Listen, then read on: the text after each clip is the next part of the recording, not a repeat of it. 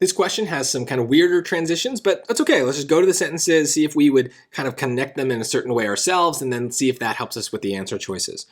During a 2021 launch, Rocket Lab's Electron rocket experienced an unexpected failure. Its second stage booster shut down suddenly after ignition. So, okay, failure seems bad, so that seems negative. Instead of downplaying the incident, Rocket Lab's CEO publicly acknowledged what happened and apologized for the loss of the rocket's payload, which it consisted of 2 satellites. So that seems positive, right? You're acknowledging it, you're apologizing. Seems good. Now, that can get rid of a couple choices right away. Similarly, would suggest that the two things are the same, but we just said the first sentence is negative and the second sentence is positive, so that doesn't seem similar. If anything, it seems like a contrast. Both additionally and indeed are kind of tricky because they don't really mean a whole lot at all. So additionally just means and indeed is kind of like a transition version of an exclamation point. It's used to add emphasis.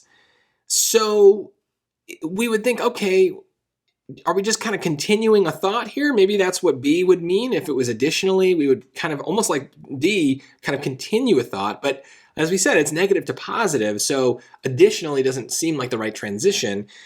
And indeed also, now that could be used sometimes to have like a little bit of a contrast.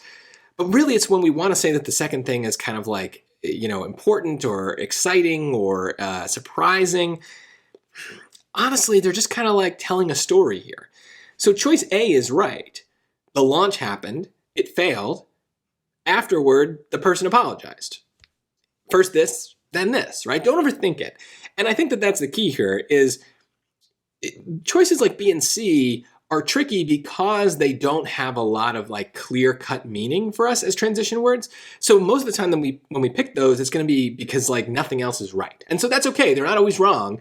It's just that it's very rare that you'll be like, oh, it's definitely like an indeed situation. It just doesn't happen that way. So for those words, mostly you won't cross them out, but you'll be like, okay, like if there's something better, I'll pick it.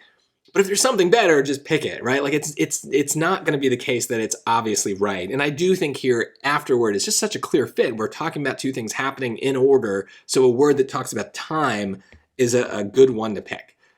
Don't overthink it here, but also don't be intimidated by kind of the weird words like indeed. They're sometimes right, but you just got to look at everything else first.